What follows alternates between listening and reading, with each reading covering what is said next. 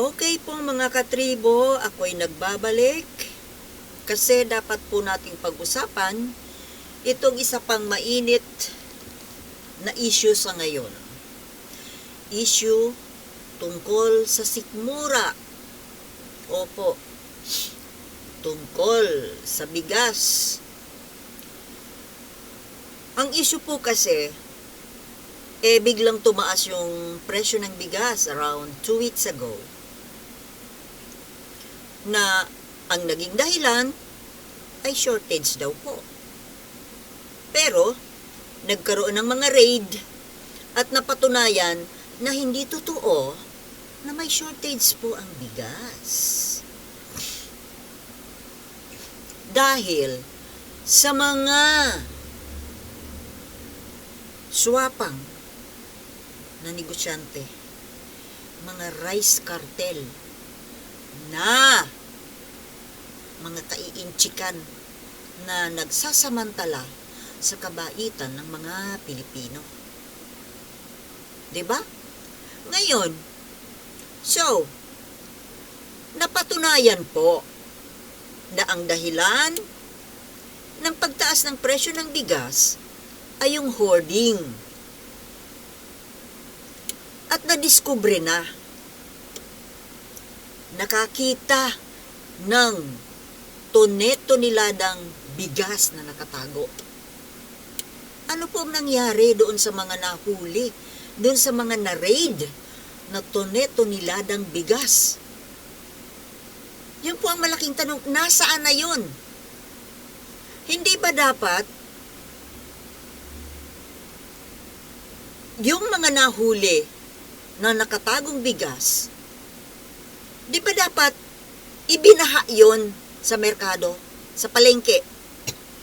O di nagkaroon na ng supply? Bababa na yung presyo dahil wala naman palang shortage. Pero, ito ngayon ang solusyon ng ating government. Ang pababain ng presyo ng bigas sa side ng mga retailers.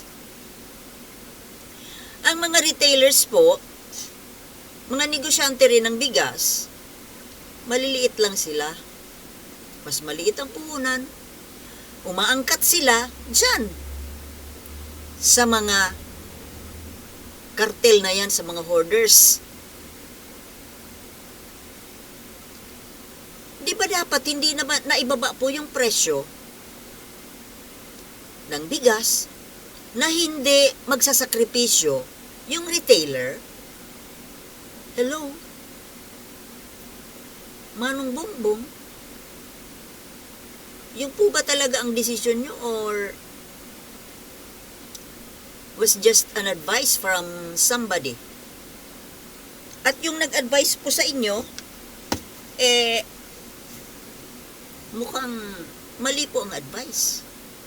Kasi hindi naman po pwede na mayroong mag-suffer. Whether it's the retailers, the dealers, or the consumers. Not even the government. Kasi sa ginawa pong ito, ibinaba ang presyo sa palengke at ang sakripisyo po yung mga retailers. Which is hindi naman pwede. Ngayon, ang solusyon naman doon sa pagbabawas ng presyo sa mga retailers na ibig sabihin, mawawala ng tubo, mawawala ng kikitain yung retailers. Ang solusyon, bibigyan ng government ng ayuda. Nandiyan na naman ang kultura ng ayuda. Ito po ang hindi maganda sa government natin. Well, hindi lang po nangyayari yan ngayon sa administrasyon ngayon. Matagal na yan, yung ayuda-ayuda na yan. Masyado nating sinasanay ang ating mga tao sa ayuda. Ewan ko po sa inyo, pero sa akin, mali po yun. Tapos may magsasabi na naman dyan na buzzer, di ikaw na magpresidente.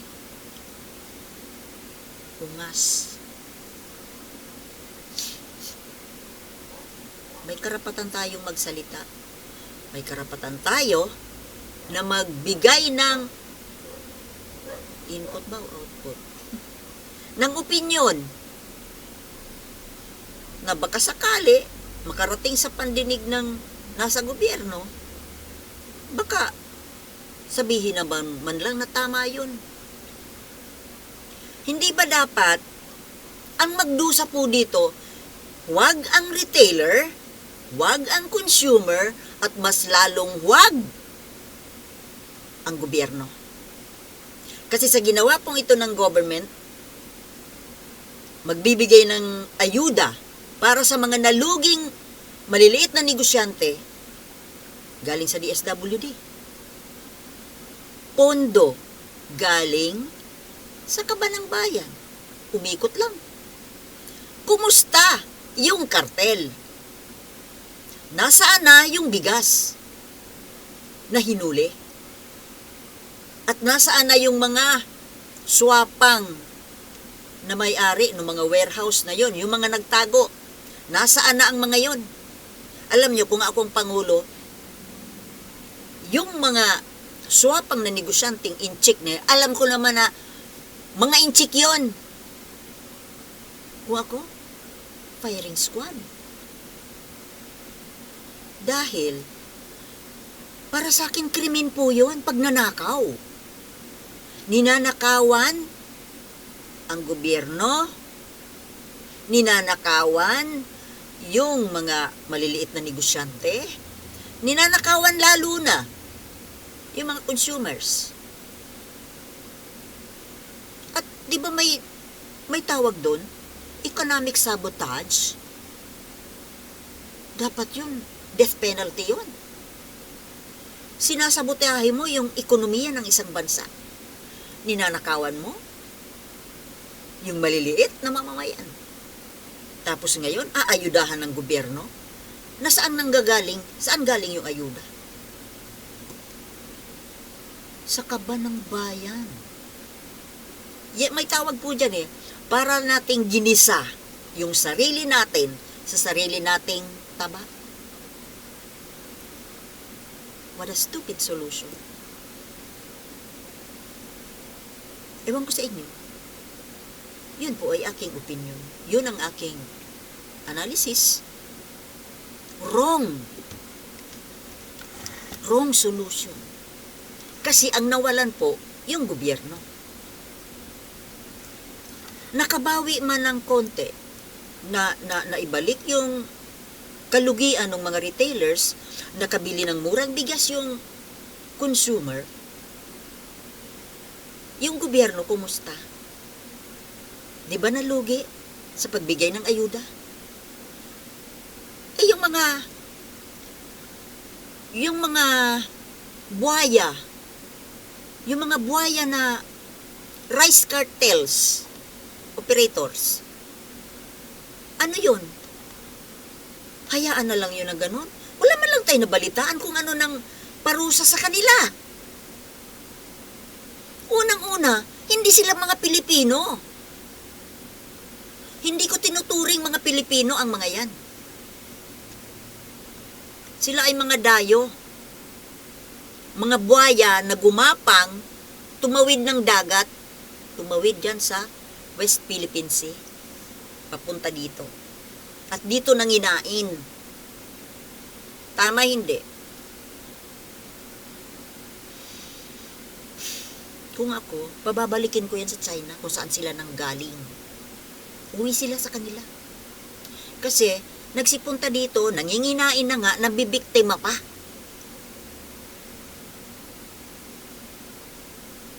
Tama hindi?